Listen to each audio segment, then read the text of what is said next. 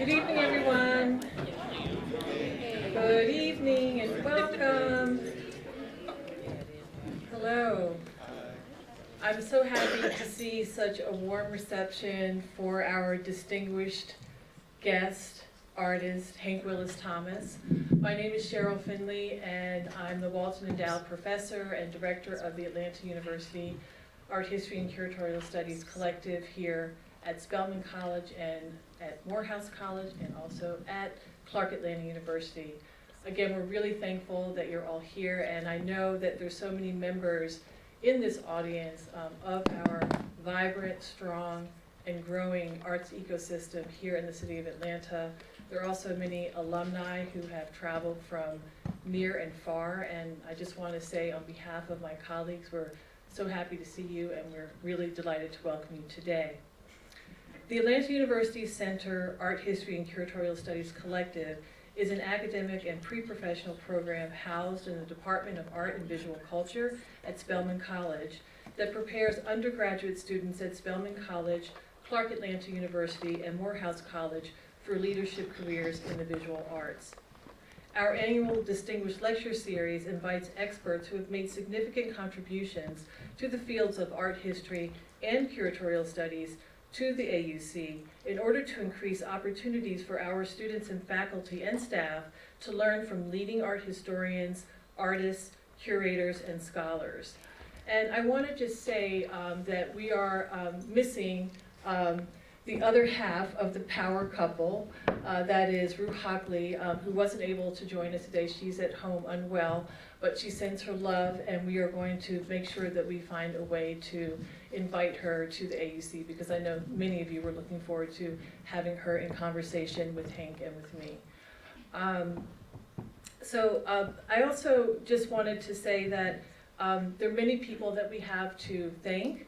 And I'd like to begin at the top with our interim president, Roz Brewer, with the provost, Mark Lee, with the division chair of the arts, Marionette Holmes, the Department of Art and Visual Culture chair, Myra Green, the AUC Art Collective faculty, Dr. Abayomi Ola, Dr. Bernita Webb-Bender, Dr. Chad Dawkins, Professor Michelle Laxalt, Dr. Cody Hausman, and Professor Margaret Nagawa. I also wish to acknowledge the tireless work of the AUC Art Collective staff, Associate Director Rachel Brown, and also Program Coordinator Cheyenne Bryant. And I just want to ask if you can please give a round of applause for everyone who's helped to make this event possible. And I would be remiss if I did not mention, of course, facilities management, student technology, services, and Bon Appetit catering as well. And I'd like to lastly give a huge warm thank you, to the Spelman Museum staff for extending opening hours for our guests tonight. And I hope you all had the opportunity to see Bridget R. Cook's exhibition Across the Hall, Repossessions. And if you haven't, please come back and visit it. It will be up for the rest of the semester. And last, but certainly not least, I wish to give a warm thank you to the Alice L. Walton Foundation, which has generously supported our program since 2018. We are thankful for their support and vision, and we're happy to share that more than 80 students across the Atlanta University Center, across our 3 institutions, are now AUC Art Collective Art History majors, minors, or curatorial studies minors. So I think we can clap for that, for sure. And I also just want to say that I hope you've had a chance to, as you've been either waiting here in this room or while you were outside in the reception, had a chance to kind of see some of the things that we do. The program offers students paid summer internships. We have career pathways. We are actually a professionally oriented leadership program that seeks to increase the number of students from the AUC in the larger arts ecosystem. And it's important for our students to have the opportunity, for example, to have international field study, if not even local field study, the opportunity to visit artists in their studios, to talk to curators about their work, to understand how exhibitions are laid out and planned, how storytelling, how the magic of storytelling happens.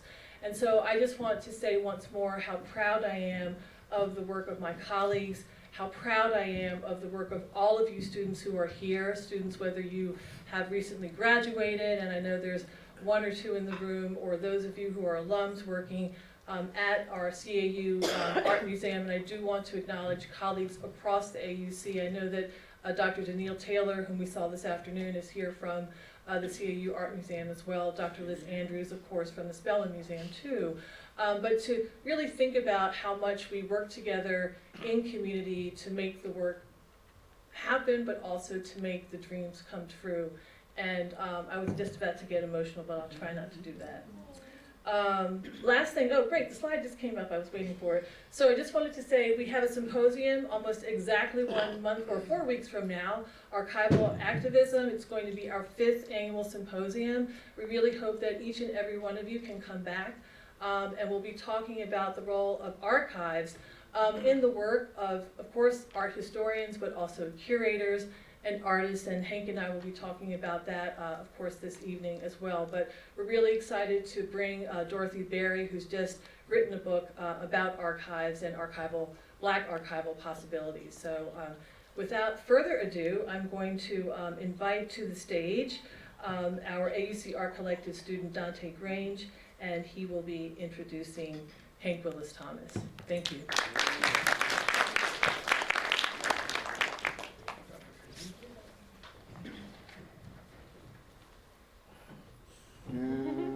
All right, there's some good bodies in here today. Thank you all for coming. Good evening. I know it's a gloomy day, so thank you for your participation. I am Dante Grange. I'm a graduating senior, kinesiology major, curatorial studies minor from Queens, New York, and I attend Morehouse College. It's an honor to introduce Hank Willis Thomas to you all. Hank Willis Thomas lives and works in Brooklyn, New York. His work, and he is a conceptual artist whose works examines the identity, perspective, commodity, media, and popular culture. Thomas's interdisciplinary practice spans sculpture, photography, retroreflectives, quilt-based works, film, and more, often challenging the viewer to critically engage with the complexity of contemporary culture. His work is included in public collections like the Museum of Modern Art, New York, Solomon Art, Guggenheim Museum, New York, Whitney Museum of American Art, Brooklyn Museum, and the High Museum of Art in Atlanta, and other renowned institutions. Thomas's public art practice includes permanent works around the country, including the Embrace, that's located in Boston, Common. Also, with these hands, a memorial to the enslaved and exploited at Davidson College in Davidson. Back in November, I had the opportunity of joining the AUC Art Collective, the AUC Art History and Curatorial Studies Collective, to the trip to Bentonville and Fayetteville, Arkansas, where I had the opportunity of visiting the Crystal Visions Museum for the first time. And during that time, I was able to go into the Get in the Game traveling exhibition, and I was blown away by the quilt that was made by Hank Willis Thomas, titled Guernica. This was significant to me because as a kinesiology major in curatorial studies, I inspired to be an art educator and a curator that integrates sports and art within the same realm. So I was pretty intrigued about the content that was in this quilt-based work, and the fact that like the history of Black athletes who dominate professional sports leagues like the NBA are highlighted in his work. Without further ado, it's been a pleasure learning from you today, Mr. Thomas, and thank you.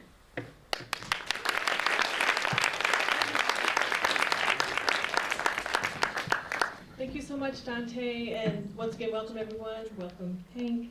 I thought that we could start out by actually addressing, in a way, the symposium that I just alluded to that we'll be having next month, because in actually thinking of that sort of theme for the symposium, every year we have a different theme. You and your wife's work, Rue's work as a curator, were really central to my mind. That is thinking about how archives can inspire us, how archives might shape the work that we do, how we do work in the archives, whether we're students, whether we're staff, artists, curators. And if you could maybe talk about how archival practice has been a part of your work, I would venture to say from the very, very beginning? Sure. Well, I actually first became interested in archives when I was 5 or 6 years old, when I got access to the family photo albums and would go through them. And when I was a kid, color photography was relatively new on the consumer market. So I had this idea that the world was black and white before I was born.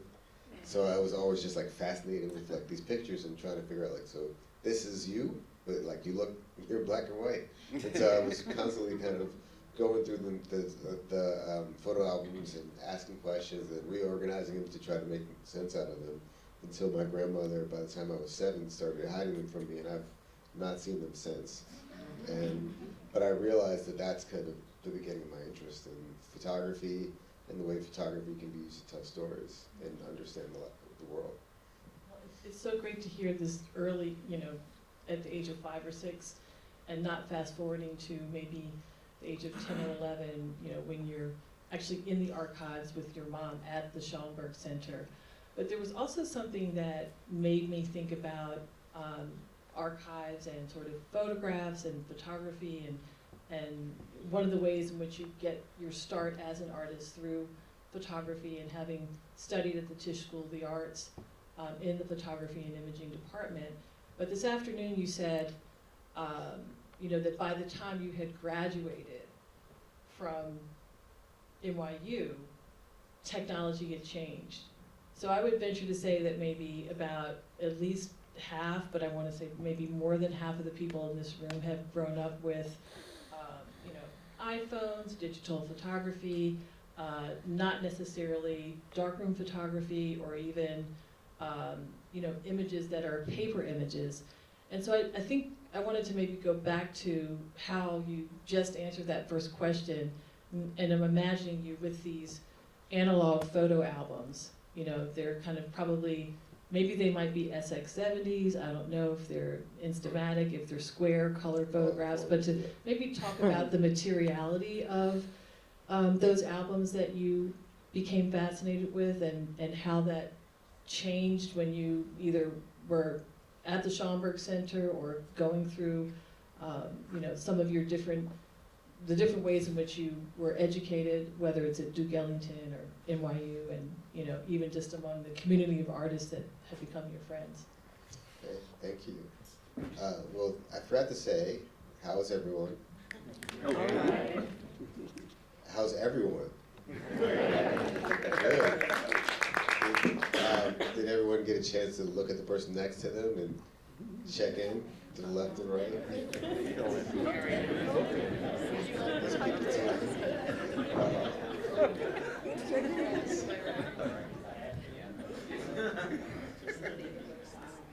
Everybody's good? We're all clear? Yes. All clear? All happy to be here. Yeah, okay.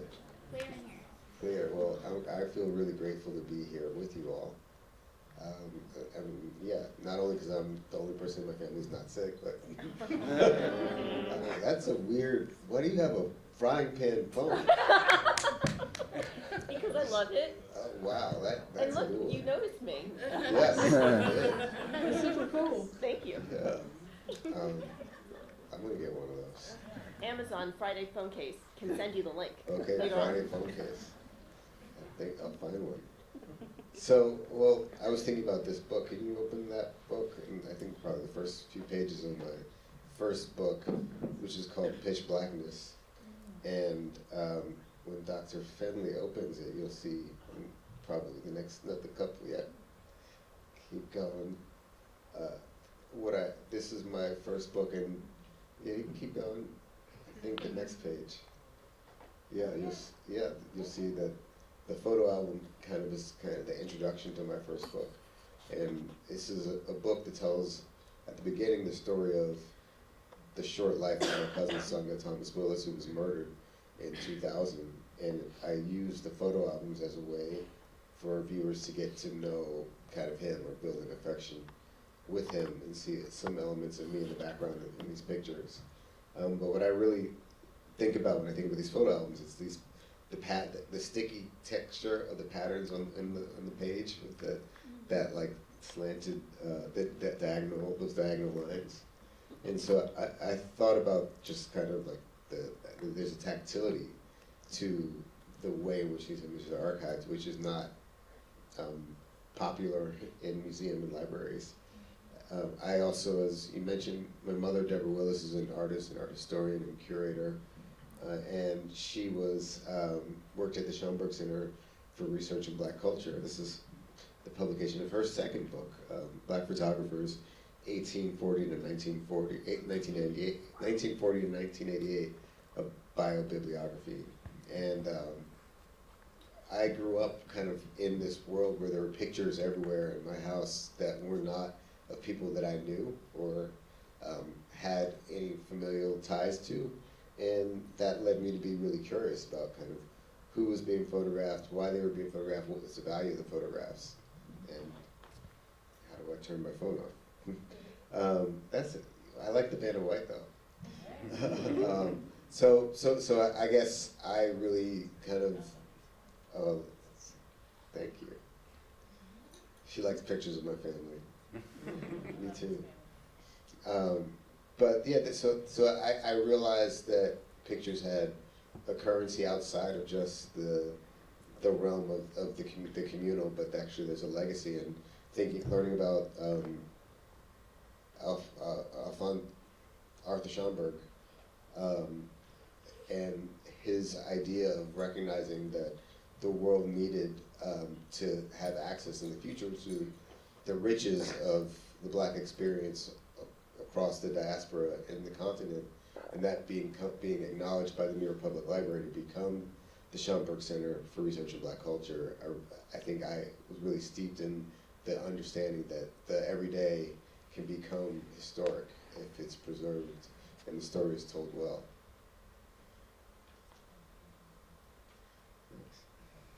I'll get out of the book in a minute. I was trying to find it. Which image? Well, we were talking about some of the images from the Brandon series earlier today. Mm-hmm.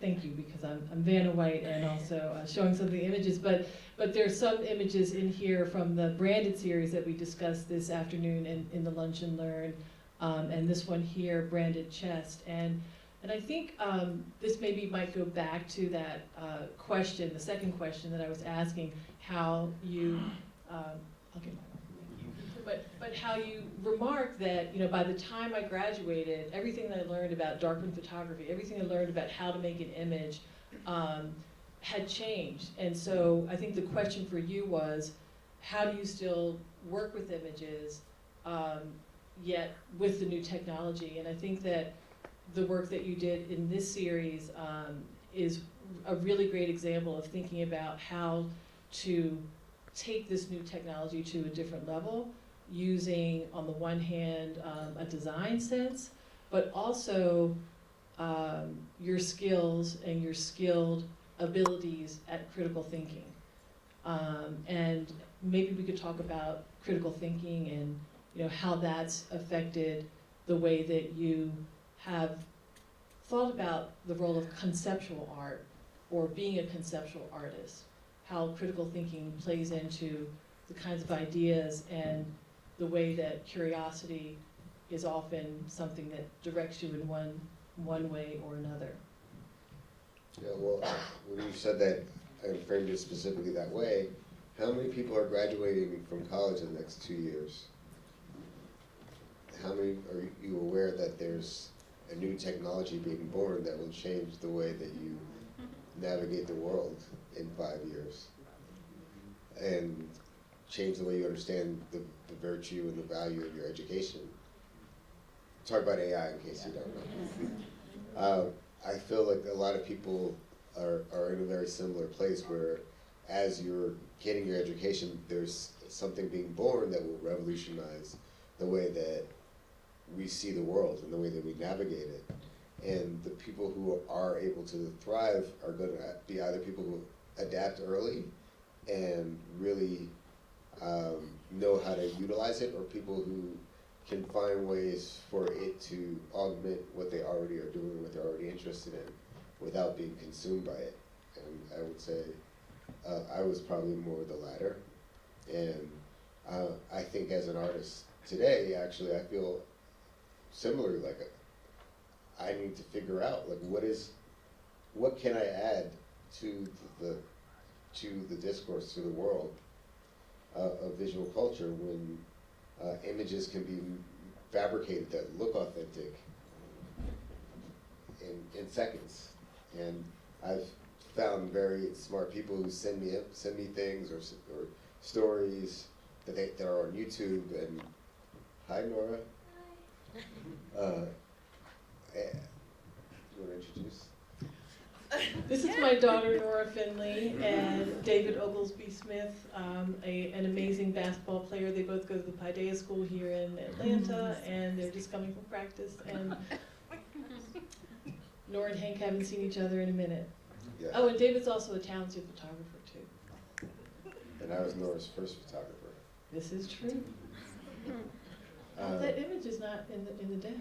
Oh yeah, we should have that. It should have been there. Yeah, that image is not in the deck. So Dr. Finley and I lived in a building in 1990. You lived there earlier. Yeah, and then no, it was in the 90s. We lived Yeah. there. We lived in a building. The address is 219 East 2nd Street. On the ground floor, there's a gallery called the Wilmer Jennings Gallery, named after the African American printmaker Wilmer Jennings, who was the father of Corinne Jennings, who is now over Kinkelaba House, which is across the street. That she and Joe Overstreet, the abstract painter and Black Arts Movement era artist, began in the early to mid 1970s. They were able to, in New York City at this time, and this is on 2nd Street between Avenue B and Avenue C, they were able to acquire these properties at like probably the cost of $1, because the neighborhood was so blighted, and they immediately began to create opportunities for artists to do their work. And so at 219 East 2nd Street, they developed an artist and writers building. So if you were an artist or a writer, you could, have a space to live at a reduced rate, a rent stabilized rate in New York. And there were many, many well-known and famous artists who have come through that building. Terry Atkins is someone who came before. Sangha and Hank were there. And the writer Paul Beatty was there. The founder of the Nuyorican Poets Cafe was there. Miguel Adal was there. Remember Adal? Mm-hmm. Yeah. So I was thinking about that because I was thinking about people, how artists can provide space for other people to live, literally, through their practice. And going back to this idea of like how the world evolves, I think what the real challenge of an artist is to not kind of be stuck into a very narrow window of what the capacity of your work is.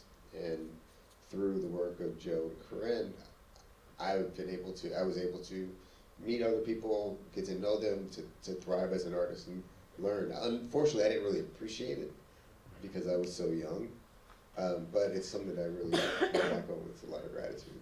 Yeah, and I also think, though, I would say ultimately, you might not feel that way now, or maybe you weren't aware now, but I think that aspect of community building is so much a part of your own practice.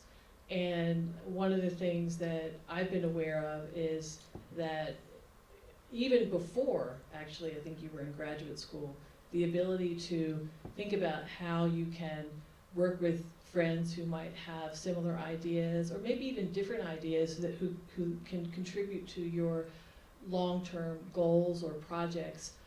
You've been able to collaborate with many people that you've known since you were a very, very young person.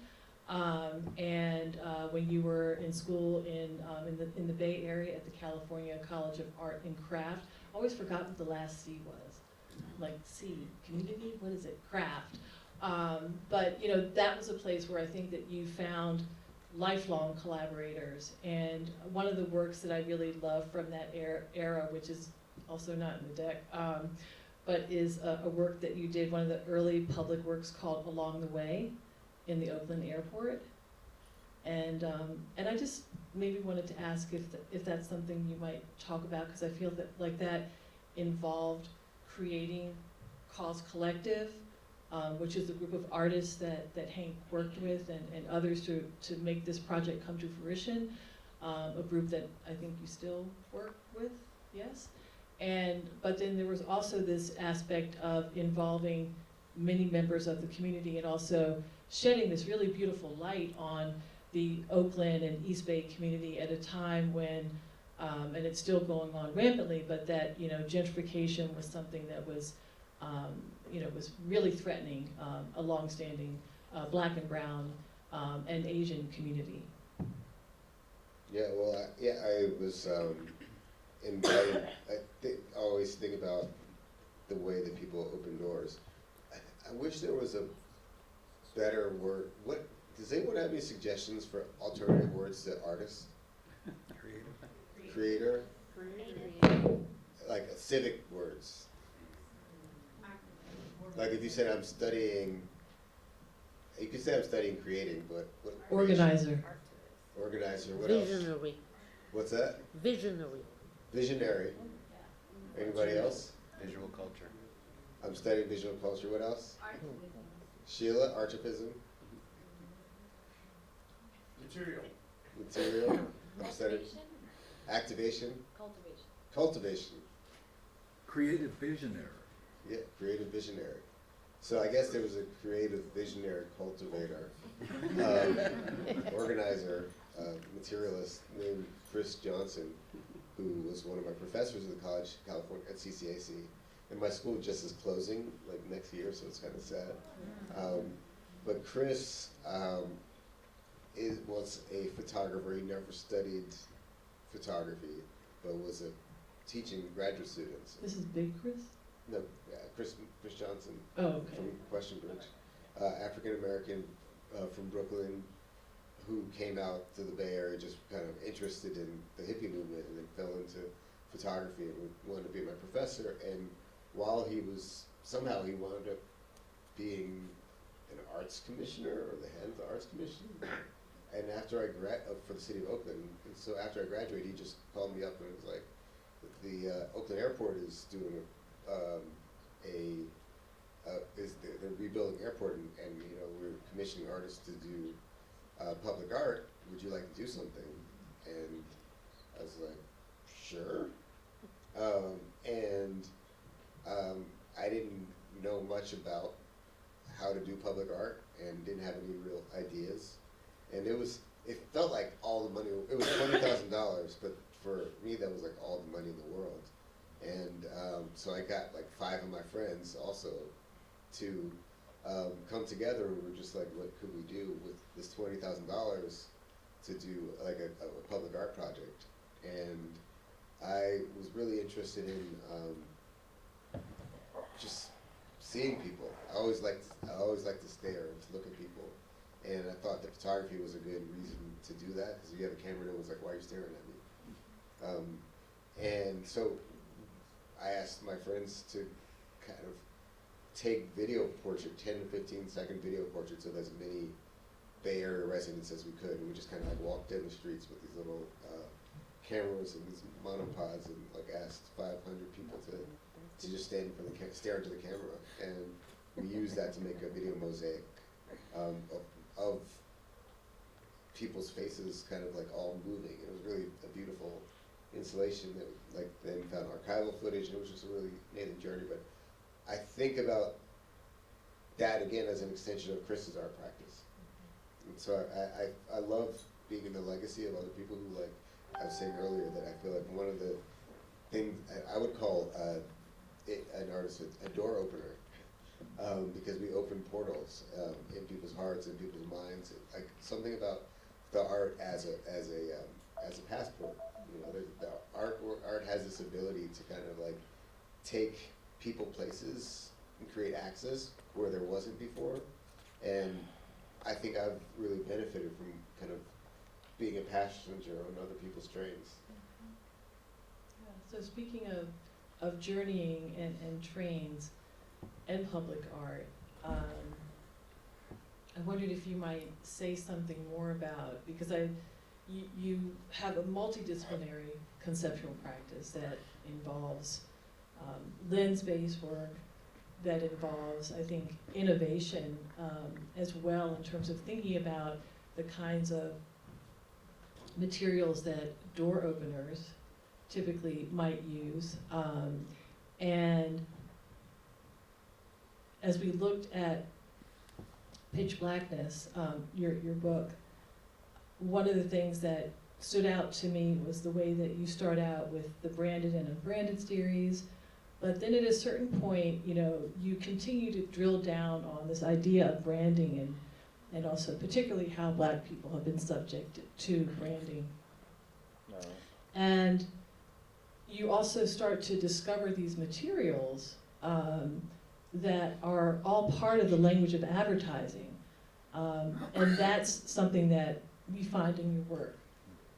And so I wanted to ask if maybe you could say something about the use of the materials that create your lenticular works, and also the more recent works. And we were the members of the class in Art and Luxury Branding that traveled with me to New York this past fall to your show at the Jack Shaman Gallery.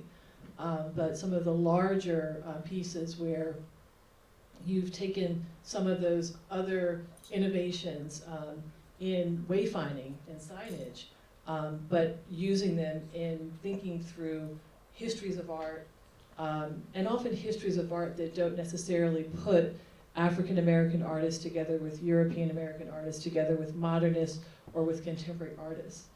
So I just thought if you could maybe say something about those materials and how they, you know, continue to shape your thinking as an artist. I came up with 3 other words. So, conjurer, alchemist, and time traveler. Lawgiver. What's that? Lawgiver. Lawgiver. Lawgiver? Lawgiver. You take that down easy. Lawgiver beats alchemist and magician. I like that, yeah. He does. All of those things, because I think there is this ability to manifest things that don't exist when we take something that has a certain kind of continent and change it into something else. And I often do that as a conceptual artist. I think about, yeah, this is like literally conjuring, that I'm looking at something or I'm taking an object or an image from the past and finding a methodology to ship it into the future, and that can take various forms. And so I often try to find durable materials for transportation through time. So there are materials like retroreflective vinyl, which is the kind of material we see on highway signs and street signs, that allow us to find our way in the night. It's a material that is meant to service us through rain, sleet, snow, and all kinds of weather, all times of the year. Or lenticular materials, which are like the materials that we often think about with like these holograms that we would see in like Cracker Jacks boxes. I like this idea of using these industrial materials in a way to tell stories that are more idiosyncratic. And one of the ways that you do that so effectively, especially when I think about some of the works that involve photographic images, that there's a way in which we as the viewer, and I'm hoping that one of these images might come up, but like from an all-colored cast, for example. This is a series or an exhibition that Hank had that I saw in LA about 5 or 6 years ago. It was it was post-COVID. Right before? Yeah. A pre-COVID January exhibition. 2020. Yes, that's right. So we were there to see that show, but how, you know, we might walk past an image that might present itself as a color block, if you will, color block image, but then if you use your camera, there are images that are hidden behind that color block, that bright, sort of color theory referencing color block. And just wanted to ask if you could say something about it, because I think that's a way that you're able to tell, you can time travel, but you can also tell stories, especially those stories that have not yet really been told, or stories that have maybe been suppressed.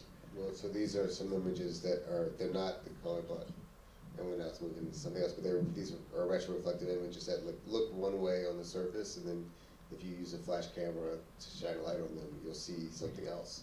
And I love this encouragement to look deeper, to challenge viewers to look deeper at what they read on the surface, because I was taught as a child, don't judge a book by its cover, but then to put on a cover that people might see as, might read well. And so there's this tension that I have of knowing that whoever you see, or whatever way I choose to present myself, is more about my perception of what I think others will find acceptable than how I authentically feel I would represent myself. And so that's this tension that I'm always challenging myself and others to think about whenever we're looking at anything. So can we talk about a suspension of hostilities? Yeah, so that was, that car there is a car that was popular in a television show that when I was a kid, called Dukes of Hazzard. And it was this amazing car called the General Lee with a rebel flag on the roof of it. And it was about, the show about these good old boys who didn't mean any harm. They just liked to ride in their car that could jump and cause trouble. And I had that toy, and I played with it a lot and watched it every Friday night with my grandmother. My brother had it too. Yeah, and no one ever stopped to tell me who General Lee was and what about the irony of me playing with this toy and celebrating it. And I was probably, my 30 when the last Dukes of Hazzard came out, which was 2005, and I was like, maybe this is not as good a story as I thought it was.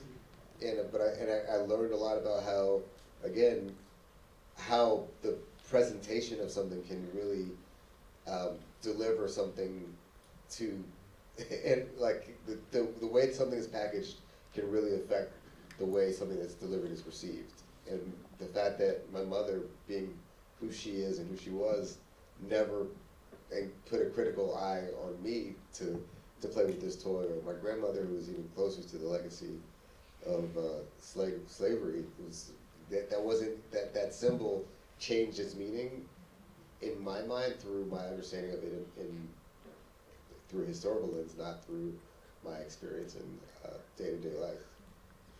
It should have been acknowledged. You 100% right about that, buddy. Thank you. And so we just saw two different images of a suspension of hostilities. One in the original installation at the gallery in West LA when it was on view. And then another one that's currently in an exhibition where Professor Julie Dash, who teaches here in the Department of Art and Visual Culture, has a work as well, an amazing video called Monuments. And I guess before I pose the question, and I don't really know what the question's going to be yet, but I just thought I would ask, is there anyone here in the room who's seen that exhibition? All right, so what did you think? I thought it was absolutely amazing. I thought the curation was really good because seeing the new works juxtaposed with some of the old imagery, there was this eerie feeling walking through and seeing these giant old monuments and looking at the newer work that was a response to these monuments, and it's like, how did we even get here? How did the Daughters of the Confederacy ever get allowed to start this shit?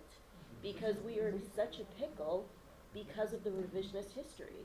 And I really loved your piece so much. And just even the way you had it photographed, you know, kind of diagonal from that giant monument, it was phenomenal. Yeah. Thank you.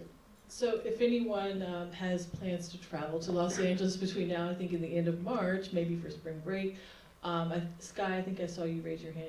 You've seen it as well. Did you want to say anything? I just agree. The juxtaposition was really neat. Yeah, yeah. And so it's an exhibition who's one of the lead curators is Hamza Walker. Ben Simpson. Ben Simpson. And so is the other curator. And one of the things that they did was to have the ability to amass in an exhibition at the Mocha Geffen galleries decommissioned monuments. These are monuments that we all will have remembered that were taken down, post 2020 in the 2020 era. Some of them are pieces of monuments. Others of them they're like the entire, man on a horse and pedestal. And it's a really, really powerful exhibition, and one that talks about, many of these vexed questions around narratives, around telling stories about the past, about history, but also what, I think power and power relations can be, because many of the monuments that are in the exhibition and many of the monuments that have been taken down in different parts of, many of them being in the South, were actually monuments that were erected in support of the Confederacy, but yet we know that the Confederacy lost the Civil War, and these monuments were erected well after the end of the Civil War, more like in the late 19th century, early 20th century, 1920s, maybe 1930s. So there's really a way in which this, 1940s. in 1940s. So there's a, something about revisionist history, right, that's happening there. And I just wanted to maybe ask you about your experience of having your work in those two different contexts, in Los Angeles in a gallery exhibition 5 years or so ago, and then now in monuments. I feel like it's kind of coming in an interesting way full circle. And I also wanted to know maybe a little bit more about the kind of work that you've been doing that is actually in the creation of monuments, and maybe we can talk about the embrace or the work that's at Davidson College. Well, I think I challenged the notion of revisionist history, partially because I challenged the notion of the term history, and because I learned from X-Clan that real history isn't history, it's his story, the song in the 80s, and realizing that, it usually is a he, and he usually looks a certain way, and it's his story which serves his agenda. And I've always been more interested in our story, because our story is intersectional and complicated and multi-layered, and it allows space for expansion, for new perspectives and new voices to be included. So we don't have to ignore one in order for another to thrive.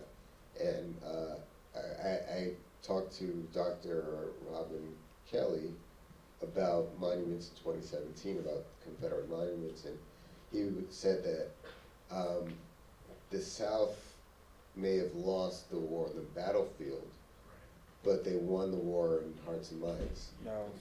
And the fact they won the narrative story, and the fact that we are still living amongst these monuments, living with this legacy, says how powerful the narrative that they created was, in contrast to not a revisionist truth, to the truth of the moment, right? And what I love about our current president is how great of a mirror he is for us to see how easily the truth can be Manipulated.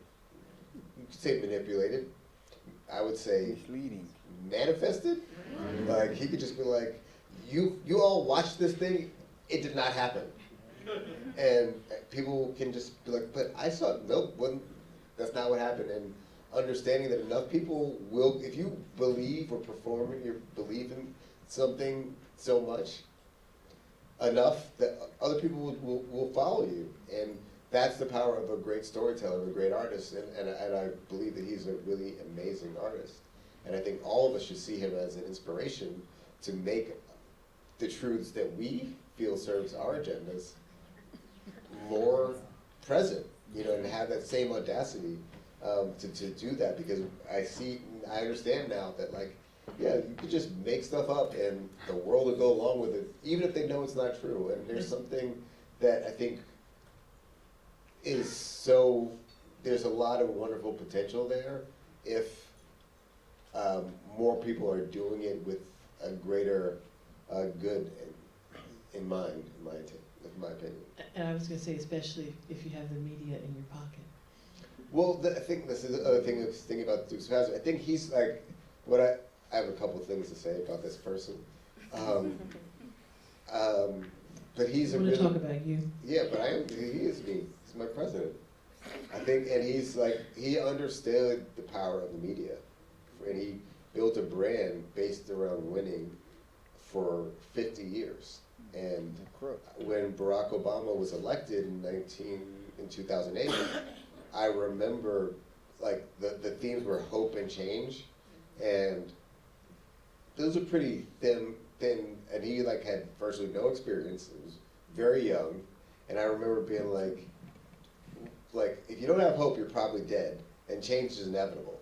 So what was really being voted for? Like, there was this mythology that was created, and really it was just really good branding. You know, he took the best, like, there was like the Chicago Michael Jordan thing, a little bit of Oprah, a little bit of Apple in there, and I was like, wow, when the Republicans get the wind of this, there's going to be some real powerful stories being told. And it's not a surprise that the next president was a person who was a master marketer. And as we think about moving into this next age, I think we should really understand the power of marketing and advertising to create a truth, to create a reality. And I don't think we have to, like, fight back. I think we should embrace the fact that we are all media literate. That's what my work is about. That, like, I grew up, unlike my parents' generation, indoctrinated into a hyper media, fabricated society where, probably I spent more time learning media than I did with my parents or with any family member. And now I spend more time with the phone than I do with, that's like my most intimate relationship is with a corporate device. And I believe that part of the responsibility of an artist is to be a ghost in the machine, to not try to, like, fight the machine a bit, but to get into the mechanics of it and alter the spirit. I support what you said 100%, brother. Thank you. So Cheyenne has signaled me that we have less than 15 minutes. We maybe have about 12 minutes. And one of the things that we did, many of you, or some of you may remember, and some of you are here in the audience, and I might be the mic runner, but we asked you to pose questions in your RSVPs. And I'm actually gonna, Julie, you're not here. I didn't see you here, but I know, Julie, you have a question. So I'm gonna ask Julie's question first. And then I'm gonna pass the mic to a couple of people who asked questions that I can see in the audience. And if you did have a question, you can also signal me. So Julie's question was, can you share your experience and work with documentary filmmakers? Well, there was a filmmaker named Bill Miles, who was a African-American filmmaker that my mother brought me to this picture that I looked at today of, to see, like, an exhibit he did on Black World War II soldiers, and my grandfather was in that exhibition. But he also inspired many people, and one of the films that, I believe he did two films that I think are his. One was called By Any Means Necessary, it was about Malcolm X. And another one was called The Price of the Ticket, it was about James Baldwin, and Karen Thorson also worked on that. And don't you have two works with those names? Probably. I think You do.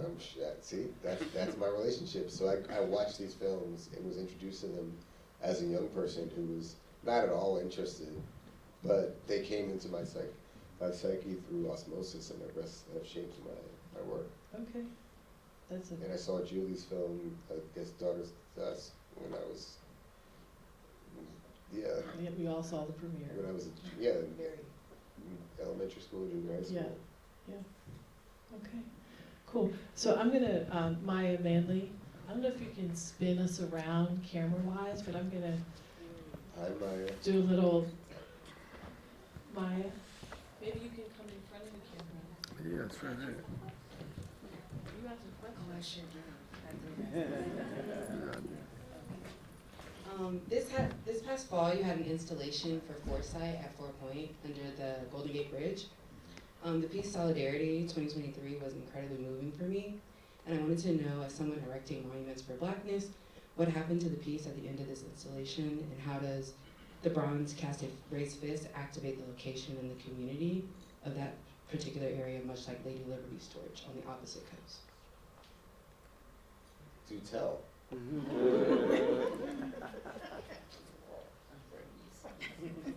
Okay. The piece is still up in your heart. Yes. I think for me, when I first saw it, so it's a gigantic raised fist, much like one of the pointing fingers.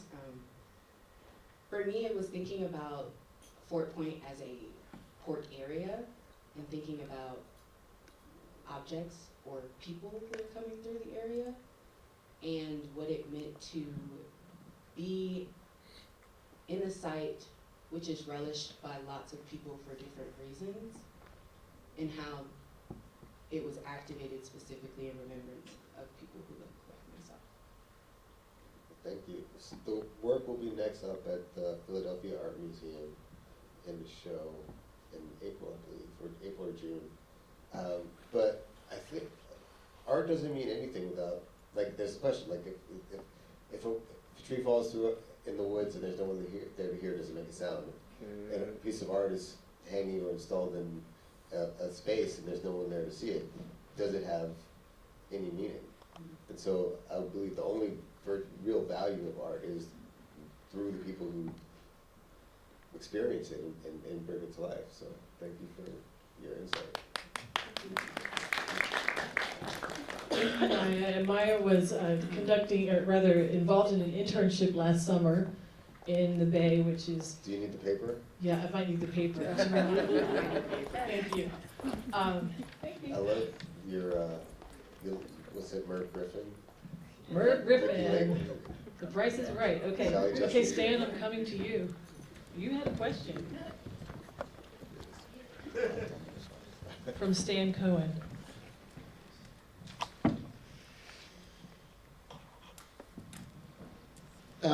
Hank, you always seem to move seamlessly between the different bodies and work of work that you're producing.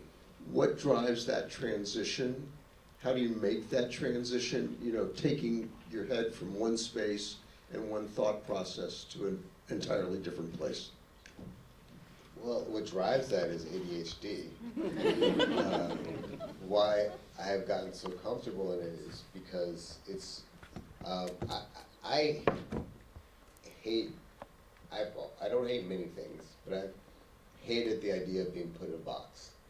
That's something that I always resisted and resented, that like someone could create a little boundary that I'm not allowed to leave. And so I've found as many ways as I can to manifest my multitudes, thinking of Walt Whitman, you know, that I contain multitudes, and wanting to actually experience other versions of myself through my approaches to new techniques, new materials, new devices. I love artists like, musical artists like Nina Simone and Prince, who were kind of challenging themselves to see themselves differently through their work and challenging their audiences to grow with them. And that's what I often attempt to do in my work. Okay, I have a question from Isaiah. Hi. One second. I understand you spoke on your grandmother taking family history books from you when you were younger, which, looking back, understandable, maybe you were a little bit too young to fully contextualize, but throughout your journey, have you ever found the opportunity to like go back and find those history books and learn more about your familial history, which understandably possibly like could augment your perception of archives depending on the history that's within those books? But like, have you ever been able to look back and see what you can learn more about like yourself? I have, but I also realized that my ancestors aren't just people who I'm biologically related to, that pretty much everyone who's ever lived before is my ancestor, and that they all have things that I can learn from or that I can be nourished by in my understanding, and that like a lot of the stories that I could make up about who I am or where I come from based off of the small, what do you call it, selection of people is not as exciting to me as like the stranger, the ancestors who don't look like me or come from different parts of the world, and that's what I think I'm more drawn to. From a mushy side, I'm like, yeah, I want to do it, but I on the way I just keep learning and seeing new things. I was just in South Africa, I was just in Kazakhstan, and it's just like I want to know more about me through them.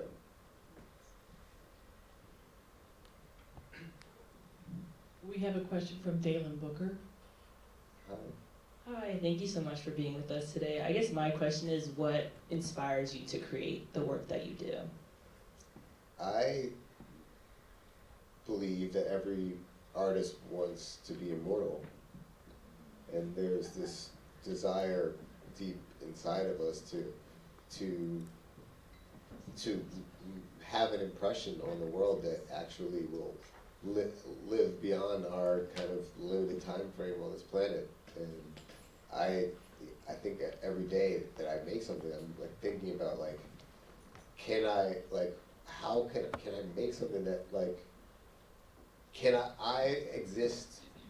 my existence be validated by my ability to make something that someone else finds so important that they are going to nurture it for generations to come. The beauty about monuments like the Embrace is like, my great-great-great-grandchildren, if they're still planted, will probably walk up to this and have no idea that one of their biological ancestors is related to it, right? But I'm gonna be in them, they're gonna be in me, and it's gonna still be there.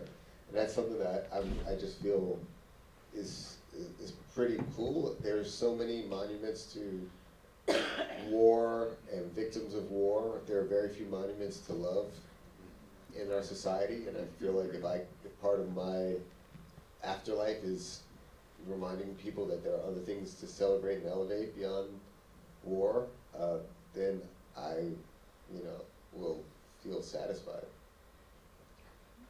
Love overrules. Yes.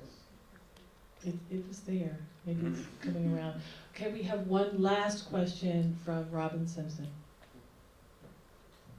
So I wanted to ask,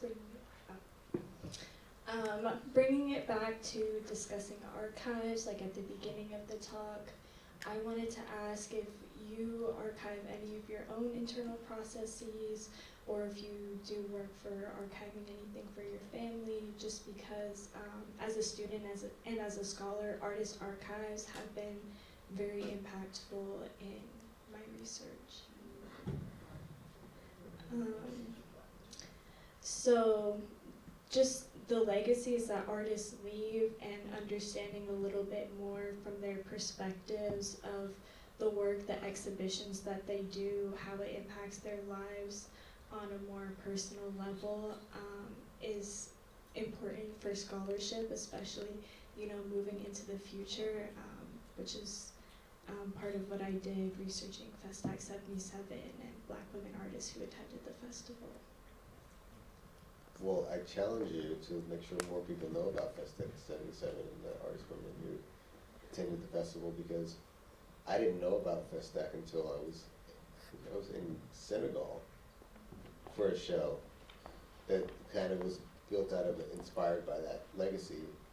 And there are so many amazing things that came before us that we don't benefit from knowing about, because only people who are interested in libraries and reading books and archives know about it. And we don't do a good job of telling the broader story and telling why those stories can be nurturing to us today. I did a talk recently for the Archives of American Arts. Archives of American Art. Of the American Arts with my mother, and I think a lot about Andy Warhol's archive and his, I think they published Andy Warhol's diaries, and we live in an era now where like most of our correspondence is in email, right? And we see what was in Jeffrey Epstein's emails. Like, anybody else want to share their emails? Like, I think a lot about like how much, like, how do we archive an artist's correspondence, their interests, their stories, without like being like, well, I have their email password, and I'm just gonna just like give it to the world. I wonder, like, yeah, I do save materials and press things, but I don't save. There's not very many places other than social media, which is also pretty public, to actually get real insight on kind of my experience or my journey. And I do think that that's something that's being lost in this kind of digitization of the world. And I think that there are a lot of artists of your generation, and even earlier, who are already beginning to think about, like, how do I hold on to these pieces that are going to help my legacy, but also help others tell stories in the future. Yeah. So we are at 7 o'clock. It might even be 7:01. I kind of want to ask one, maybe hopefully quick, Hank, last question.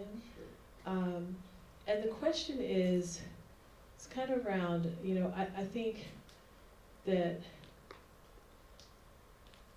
it's a great time to be an artist. I think it's a great time to be, you know, a conjurer. And I know there are many more words that I'm going to remember that you have come up with together with our wonderful, wonderful group here for what that person might be. Postman, visionary, door opener. And I just wanted to ask if there's something that you wanted to share about, you know, your thoughts about whether it's, you know, why it's a great time to be an artist, but also if there's a project that you're maybe working on or that we might be able to see that's already kind of in the works.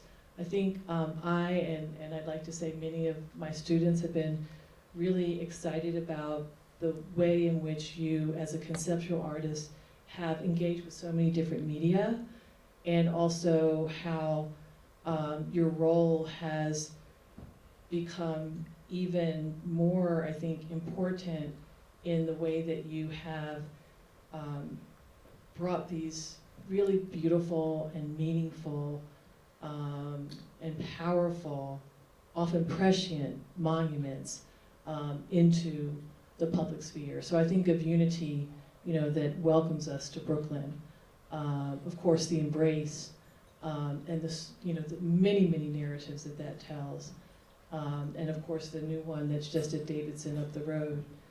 But I just wanted to ask if there's something you could share about, something we can look forward to. There's a Rosa Parks monument that's opening in Montgomery, Alabama, with the Equal Justice Initiative, which is pretty exciting. Beautiful. And I'm really interested in, I was so grateful to be at Park Atlanta University to look at the Hale Woodruff murals with you all, and thinking about the legacy.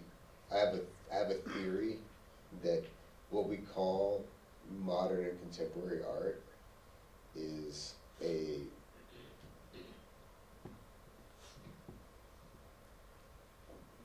'20th century bastardization of 19th century African art. Yes. And I'm really curious about how this journey took place, and I'm doing a lot of research around that conversation, around that, and attempting to make sense of it all, or not make sense of it. Well, the Alfred Bar. Yeah, Yeah. so thinking about colonialism and abstract art and imperialism and modern art, these are really kind of fascinating journeys for me. Well, we look forward to seeing them in the near future. Thank you all for joining us. And we hope that Hank has a safe trip home to his family. And we all send our love to Rue and the children to get well soon. We also just want to remind everyone here that we look forward to seeing you on March 27th. All day long, we're going to have an amazing symposium. It's going to be our spring semester 25-26 symposium on archival activism. And it will take place, as we always do, across the AUC. We'll begin at the library and end, I think, not necessarily in this room, but in the Cosby building on campus towards the end of the day. And we have a lot of really wonderful speakers who will be joining us, who include archivists, who include curators, who include published authors and artists. So we look forward to seeing you, and please always stay in touch. Yeah, thank you.